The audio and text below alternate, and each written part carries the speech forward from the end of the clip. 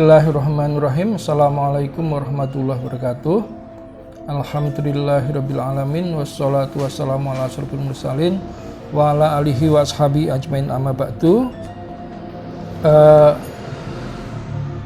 Kembali dalam Bincang Ramadan Labda. Kali ini saya akan membahas satu hal yang unik yang terjadi di Jawa, yaitu Masjid Kristen Kiai Sadra. Tentu kata masjid yang kemudian bersambung dengan kata Kristen itu sesuatu hal yang sangat aneh. Barangkali mungkin cuma satu-satunya di dunia ini.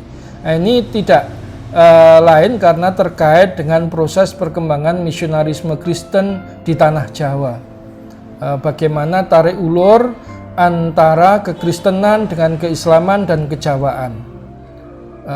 Setelah saya telusur, ternyata pertarungan antara yang disebut Kristen Londo dengan Kristen Jawa itu sudah berlangsung sejak sebelum zaman Kiai Sadra. Kalau pada bincang Ramadan sebelumnya kita sudah membincang tentang Konrad Lorenz Cullen, ya, yang kemudian membentuk kekristenan bercorak Jawa. Jadi Cullen ini menarik.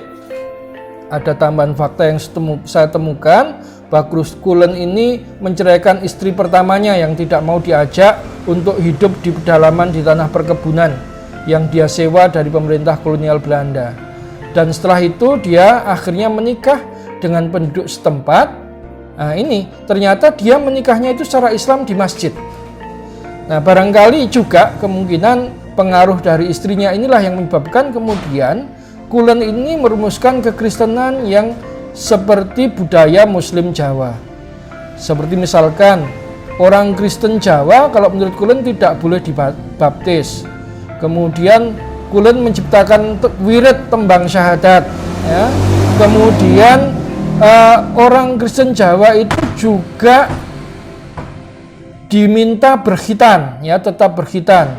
Kemudian dalam kebaktiannya Cullen menggunakan gamelan Jawa, tembang Jawa, dan juga wayang sebagai penutup acara kebaktian. Selain itu, karena desa yang dibentuk Cullen itu juga ada orang Islamnya, Cullen ini dikenal toleran terhadap orang Islam. Kadang-kadang dia malah mengingatkan para pekerja perkebunan dan penyewa tanah perkebunan yang beragama Islam itu kalau waktu sholat sudah tiba untuk sholat. Itu kekristenan yang dibuat oleh Cullen. Nah kekristenan ini, ala Cullen ini akhirnya kemudian mendapatkan perlawanan dari misionarisme resmi gereja Belanda. Karena kemudian ada seorang misionaris Kristen yang dijadikan sebagai lurah di desa dekat Cullen, yaitu daerah Mojowarno, namanya Jelesma. Dari Jelesma inilah kemudian ada dua murid utama Cullen, Paulus Tosari dan Abise, yang kemudian berguru kepada Jelesma dan akhirnya tahu, oh kalau orang Kristen itu ternyata harus dibaptis, harus ke gereja, tidak boleh berkhitan dan sebagainya. Sehingga akhirnya kemudian Cullen, Paulus Tosari dan Abise itu menyebarkan kekristenan versi gereja resmi Belanda kepada pengikut-pengikut Cullen. Dan kemudian para pengikut Cullen itu dibawa untuk berguru kepada misionaris Belanda yang ada di Surabaya, itu Johannes MD.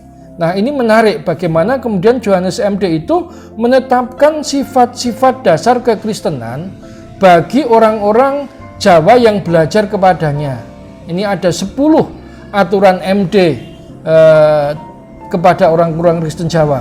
Yang pertama, orang Kristen Jawa tidak boleh gondrong, rambutnya harus pendek. Kemudian yang kedua, kalau ke gereja nggak boleh pakai udeng atau ikat kepala. Kemudian yang ketiga, tidak boleh mendengarkan gamelan. Ini kelihatan sekali dia menyerang ke Kristenan Cullen. Kemudian yang keempat, tidak boleh menonton wayang. Kemudian yang kelima, tidak boleh berkhitan. Kemudian yang keenam, tidak boleh mengadakan selamatan. Kemudian yang ketujuh, tidak boleh menyanyikan tembang Jawa. Kemudian yang kedelapan, tidak boleh merawat pekuburan. Kemudian yang kesembilan, tidak boleh menabur bunga di atas makam. Kemudian yang ke-10, ketika di gereja tidak boleh membiarkan anak-anak bermain. Ini mungkin kalau istilah sekarang mirip Kristen dalam tanda kutip Wahabi, gitu ya, Kristen Salafi. Jadi keras aturannya itu. Aturan ini sebenarnya banyak ditentang. Nah, kemudian dari catatan yang ada di Mojowarno yang dilakukan oleh Jalesma, ternyata memang antara Ibrahim Tunggul Wulung dan Sadrah ini pernah berkunjung ke Jalesma di Mojowarno. Itu masih ada catatannya, sehingga bisa dikatakan sebetulnya Sadrah ini mengenal Kristen sejak dia nyantri di Jombang. Nyantrinya pun dalam tanda kutip, karena nggak jelas pesantrennya di mana dan kiainya siapa. Berarti dia sudah bertentuan dengan Kristen itu sejak di Jombang. Sehingga kalau kemudian dia masuknya di Kristen di Semarang itu tinggal meresmikannya saja, karena sudah belajar cukup lama ketika di Jombang. Nah, ini menarik.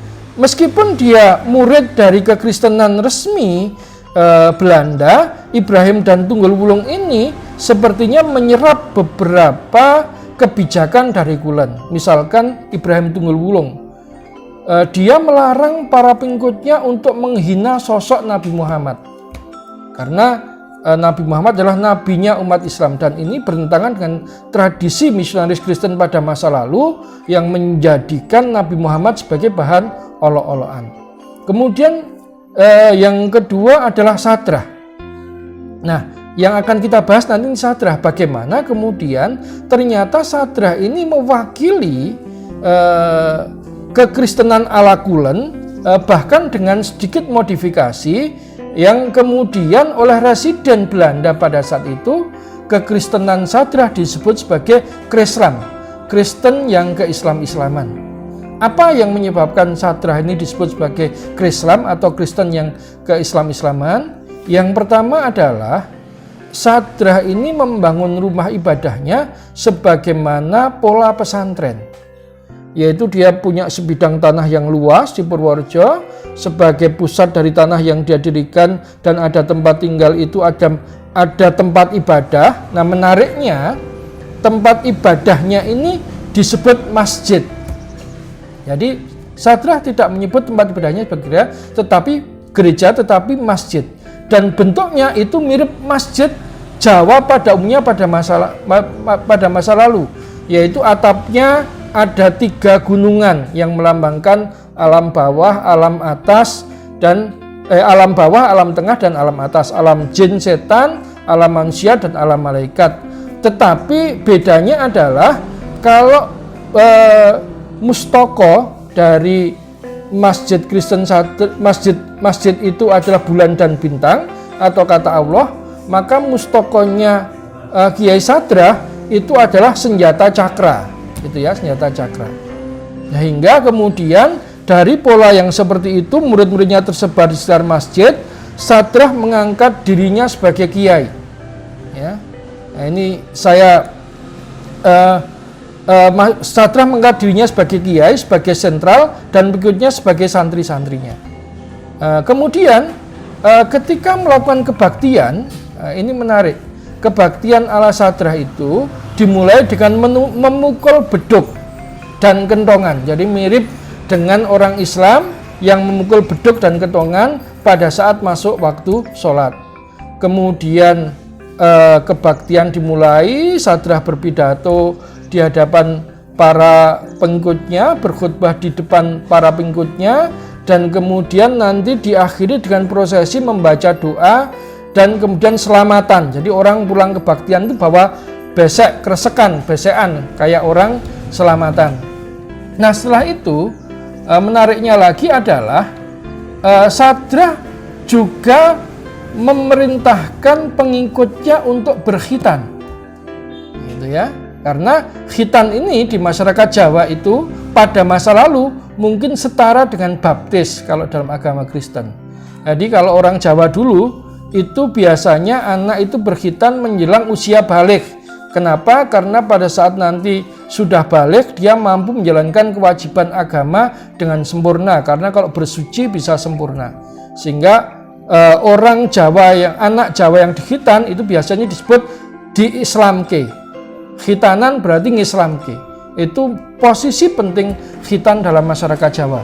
Nah, maka Sadrah itu juga tetap memerintahkan pengikutnya untuk berkhitan. Tidak hanya itu, karena orang Jawa dalam upacara-upacara itu taunya kalau doa itu harus diucapkan bahasa Arab, maka ketika ada orang Kristen meninggal, sebelum dikuburkan itu juga oleh Sadrah itu didoakan dengan menggunakan bahasa Arab. Sehingga salah seorang pemikir Katolik namanya J.B. Kustanto menyebut memang apa yang dilakukan oleh Sadrah itu adalah keagamaan ganda. Jadi bukan sinkretisme tapi keagamaan ganda, karena dia meyakini dua syariat agama yang berbeda disatukan jadi satu dalam kekristenan. Nah, oleh karena itu kemudian Sadrah ini akhirnya maupun Tunggul Wulung akhirnya mendapatkan perlawanan dari misionaris resmi Belanda. Misalkan Sadrah, dia mendapat perlawanan dari misionaris Frans Lion Kase, ya, yang mengatakan bahwa orang-orang Kristen itu harus menjauhkan diri dari misi Sadrah si pembohong. Karena di dalam kekristenan ala Sadrah ini tidak ada tempat bagi Kristus. Yang ada itu Sadrah menerjemahkan perintah-perintah dalam Alkitab, teladan moral dalam Alkitab itu adalah sebagaimana perintah dalam syariat Islam, dan hal-hal yang tercela atau larangan dalam Alkitab itu sebagaimana keharaman dalam Al-Quran. Jadi Bible diperlakukan sebagai pitutur dan wewaler, bukan sebagai Alkitab untuk penegasan akan ketuhanan, keilahian Yesus. Hal yang sama juga menimpa Ibrahim Tunggul Wulung, yang kemudian dia ditentang oleh seorang misionaris Kristen Belanda yang bernama Koolsma, ya. Dia menyatakan kekristenan ala Tunggul Wulung ini itu tidak benar karena dia sekedar mengganti tokoh Muhammad menjadi tokoh Yesus. Tapi bagaimana menarasikan Yesus itu sebagaimana menarasikan Muhammad. Nah, apa yang bisa kita tarik dari proses keagamaan ganda Sadrah dan kemudian munculnya Masjid Kristen ala Sadrah? Kita dapat melihat bahwa pada masa lalu sebetulnya Islam itu sudah sangat terhunjam kuat ke masyarakat, sehingga orang Kristen untuk bisa masuk ke kalangan orang Jawa, dia harus mengadopsi beberapa ajaran Islam dan terlihat sebagaimana orang Islam. Dan itu yang dilakukan oleh Kulen, juga Ibrahim Tunggul Wulung, dan oleh Sadrah. Karena di masa lalu antara Islam dengan Jawa itu menyatu, kalau menurut Wycliffe, dalam sebuah posisi yang disebut sebagai sintesis mistik Islam Jawa. Kalau menurut para pujangga keraton disebut sebagai loro ning atunggil. Jadi dua yang menjadi satu, Islam sebagai agama dan Jawa sebagai budaya. Akhirul kalam, billahi taufiq. Assalamualaikum warahmatullahi wabarakatuh.